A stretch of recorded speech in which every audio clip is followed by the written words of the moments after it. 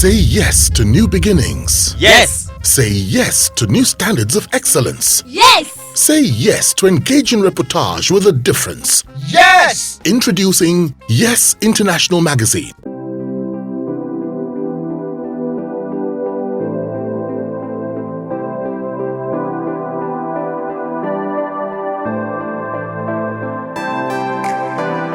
Now, what with the benefit of hindsight, what would you say is the commonest mistake that most people? I think the commonest mistake is for people to lose that steam. You know, when a man is hungry and is carrying heavy load on his way from the farm to get home, he tries to walk very fast. Then you get to the road, you see a friend.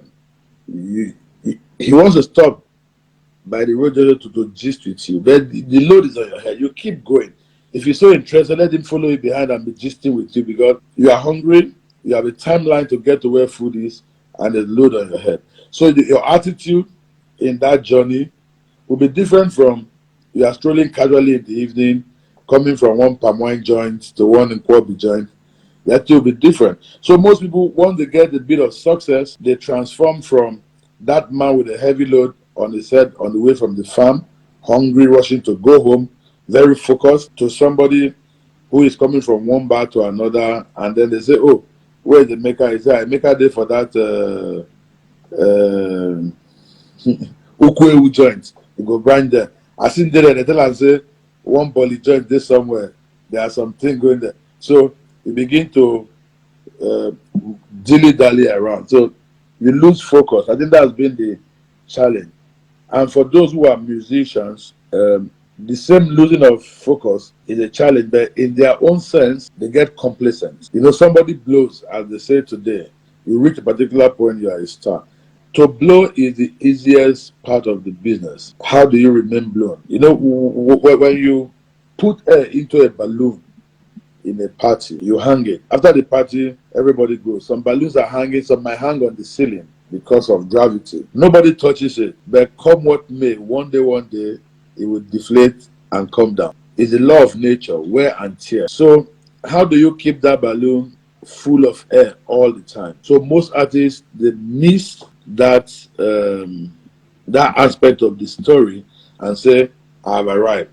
And then in 3 years, they miss the point and they have to join the queue from the back all over again. I'm sure there are examples like that you can easily find around. So focus, dedication is the key. Now, considering the fact that you have dealt with nearly all the artists in this country, you have also managed some of them as an artist manager. Who among them, just one person, are you most proud? Why?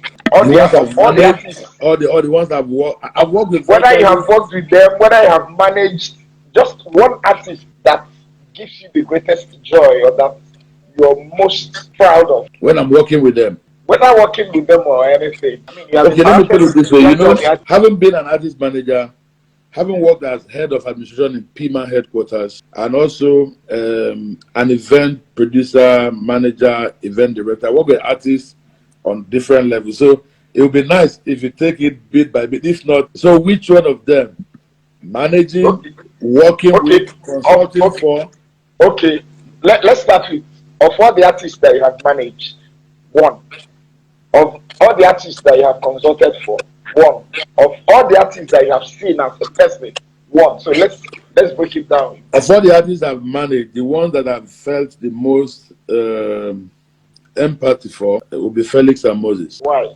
Because I met them as young people. They've never had a manager. They had their elder brother, Oga Victor G. Supo, managing them, and he approached me if I could take up their management. So I would say, as much as they had made one record as students before I met them, I had to kind of reinvent them. Young people dealing with the manager for the first time, trying to get them to do things properly. So I invested all my emotions, and it was, let's say, the considerable success that I recorded with them that also gave me that look in from people to say, if these guys are here and they were more or less like in limbo and they're working with this guy and things have changed for them, this guy must have something. And then other people are coming. So in terms of artist management, they're like my first love always. You That's don't all. Felix and Moses now. Of course, now, oh my baby, Chairman when of I think chairman of of Oracle you, now. I know. Yes. All right. So, Massively talented guys. yes, we lost one of them too. Yeah, unfortunately. Yes. So, of all the ones you have consulted for, who do you have that kind of empathy for your listening? Of all the ones I've consulted for, I'll say KSA. Yes. Now, of all the artists in Nigeria that you've ever had one or two things, who do you have the most empathy for and why, or the most likeness or love for and why? I don't know about love. If you say ever, of all the Nigerian artists since I started following music, number one attraction was Orlando. You see, I like that. in Why terms of Orlando? in terms of musical taste, Orlando, if you set up an audition like what you call um, Project Fame, God's Talent, The Voice, Idols, whatever, and somebody like Orlando comes to the audition with that voice, I'm sure nobody will give him a looking. So for him to have succeeded, with what will be seen as a massive disadvantage, and make great music. I found him very intriguing from since I was like barely a teenager, listening to his music on radio, and I'm like, this is unusual. So I went on, looked for all his records, and then unfortunately, it was one musician I never met in real life. As well as had big plan that one day I'm going to do a big concert with this guy. I never actually met him in real life. So that's somebody that, for me, in entertainment business, there is always this saying that everything is possible. And when you see Orlando, and unfortunately, most people, if you understand the depth of his songs, sarcasm, philosophy, mischief, fun, all in. And then his style was unique. Nobody plays like Orlando. His arrangement stands out. How he uses the percussion stands out. He was playing high life, but there was a bit of juju in it, and his vocal delivery had a slant of akbala. It's complicated, but I enjoy Orlando. That is somebody I would say my all-time favorite as a Nigerian musician. But for those I have worked with, maybe on stage, concerts, and all of that, I don't rate them by how much the crowd enjoys them or how much the audience has danced to them, how well they sang. I look at how professionally have they comported themselves in that space. And there are a few of them, but if I am to mention just one, I would say Femi Kuti. Thorough professional to the core. Interesting. Now, what Femi makes a good Kuti. musician? Thorough professional to the core. On score, Femi won't come late for sound check. He won't come late to the backstage. He gives you his rider, match it, go to sleep. Everything on point. He will put your sound engineers to sleep because he knows exactly what he wants. There's no second guessing.